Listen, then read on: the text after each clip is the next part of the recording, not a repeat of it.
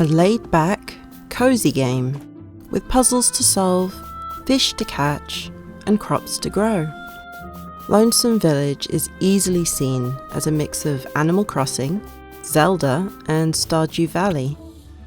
The art style is simplistic, but doesn't cross into being too cutesy.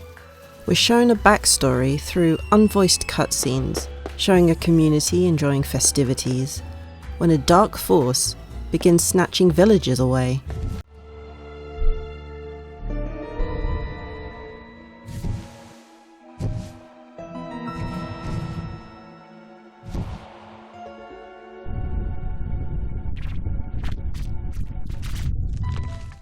Our focus is then placed onto a huge tower, decorated with blue flames.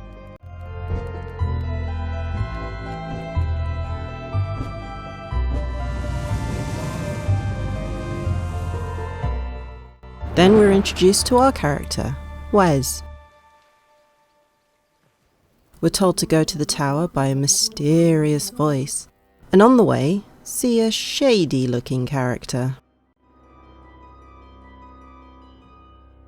Walking through the village, we see it's completely abandoned.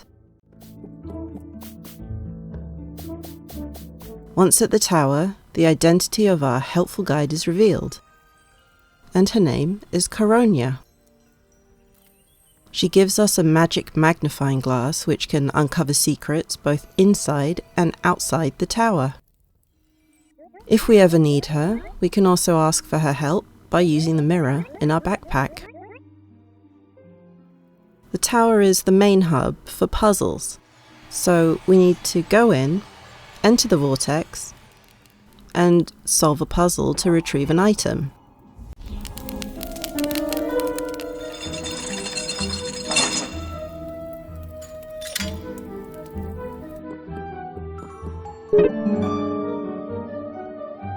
This can then be put into a pedestal.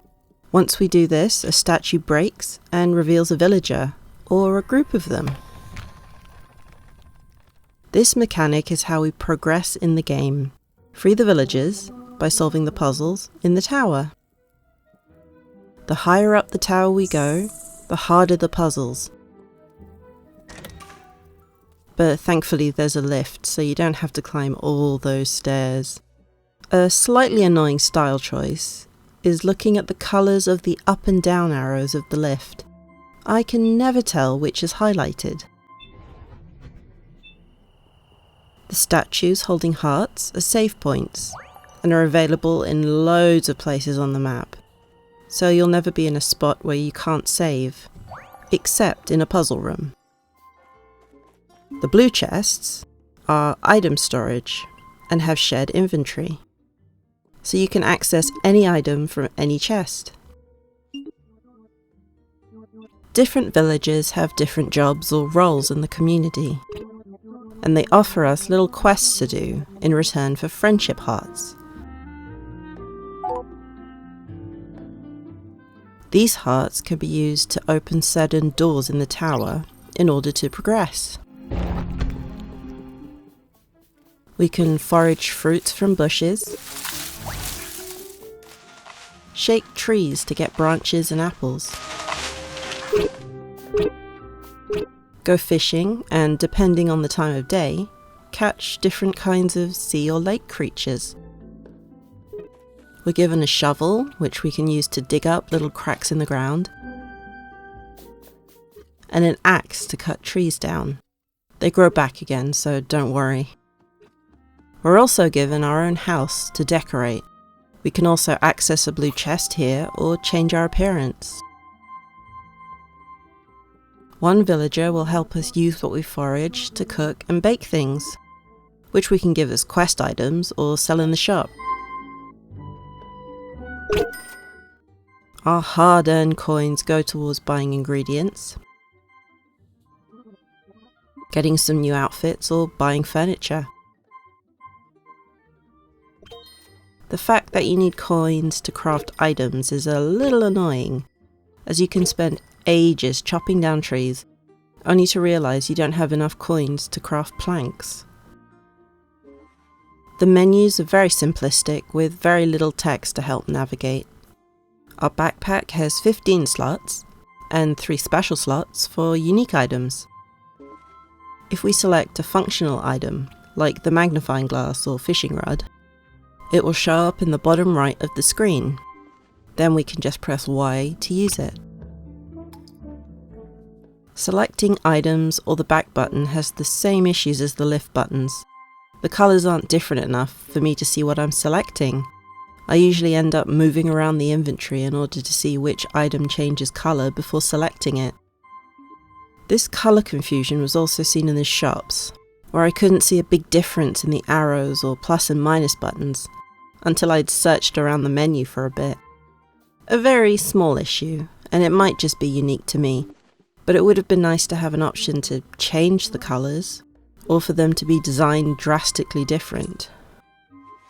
There's a logbook, and we can look at the map, which shows where each villager lives, and if they have a quest for you. They're fairly straightforward, usually fetch quests or crafting something. Each villager has 3 friendship hearts to fulfill, and once you get them all, you can take a selfie with them. After freeing one villager, you're given an instrument that has special powers, and when different melodies are played, can make magical things happen.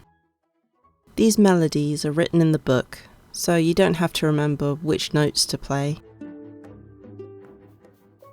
While exploring, I randomly came across a badger named Mushroom, hiding in a hole in the ground. Mushroom is a scout who will happily join us on our adventures if we ever want a companion. This is really cute, but at the same time, all the scouts do is follow you around. So I'm not sure what the point is. This is a very chill, pick up and play kind of game. The amount of save points makes it easy to find a place to start and stop, and the simplicity of the quests means you won't get lost trying to remember what needed to be done if you haven't played in a while. The music is quaint and has a light-hearted feel about it while exploring the world.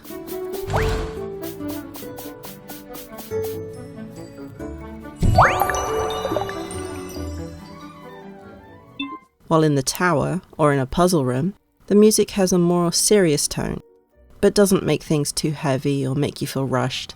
Just a little bit of mystery.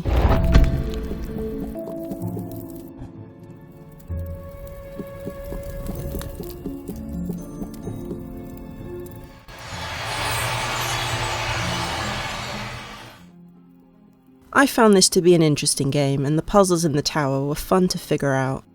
I would find myself going from floor to floor, doing the puzzles and not going out to check on the new villages until I needed more hearts to open a door. All the puzzles are repeatable too, which is a nice touch, as you can always go back just for fun. There was a little bit of confusion at the beginning when I was trying to work out what the buttons did and where the menus were, but once you get used to the controls, it's fairly straightforward. I didn't know if I liked the lack of words or not. On one hand, it kept the UI clean and uncluttered, but at the same time I didn't always know what something was. When it came to interacting with objects, there's no prompt to press A, you just have to be standing close enough to whatever it is, and hit A until something happens. Because this is a slow and steady game, it will only progress as quickly as you feel it should. There are no time limits or deadlines, just solve the tower puzzles and help out the villagers. Oh, and explore as much or as little as you want. You could spend hours shaking a tree to collect whatever falls, and the game won't punish you for it. Another thing I liked was, even though there was a day-night cycle, the villagers are always available. It does annoy me in games when I have to wait until morning to buy something. But at the same time, it makes a little more sense than everyone being awake all the time.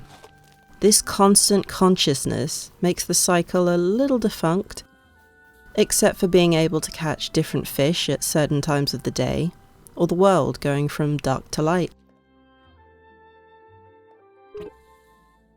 The crafting mechanics are simple enough. Gather something, then go to the right character to make an item. But the use of coins did put a bit of a restriction on things. That's probably why the game devs put it in there, so people wouldn't overcraft. But it's just a little annoying gathering loads of stuff, then forgetting to get more coins. The game doesn't require too much effort to get into, and you can put as much or as little into it as you want. If you don't want to decorate your house, you don't have to. The only things you're tied to is completing puzzles in the tower and helping villagers in order to get hearts. The crafting, the gathering, the fishing is almost always optional, except if a character asks for a certain item. One thing about talking to the villagers was that it was weird if I spoke to them to get a quest and I didn't have the item they needed. They would essentially say, "Oh, never mind," even though I didn't know what they wanted and I felt like I failed a quest.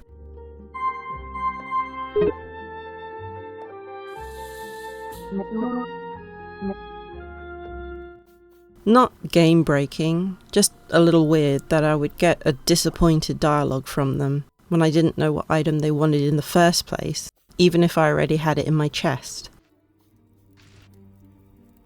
Overall, this is a great game to play, with puzzles that challenged me and a cute little world to explore. Everything has a fun art style, and it's just a friendly feeling place to spend some time. Aside from some design stuff, I think this will be a game I play for a while, as the story is interesting enough that I want to keep solving puzzles and see what happens to the village once I free everyone.